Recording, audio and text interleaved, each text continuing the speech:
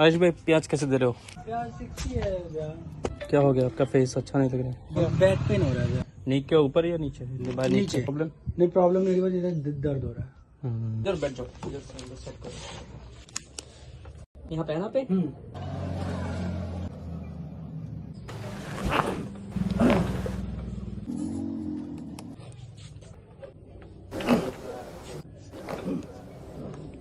अब थोड़ा आराम है। वॉकिंग करके देखो। अब तो थोड़ा आराम है। आराम है थोड़ा ठीक है फिर ठीक है।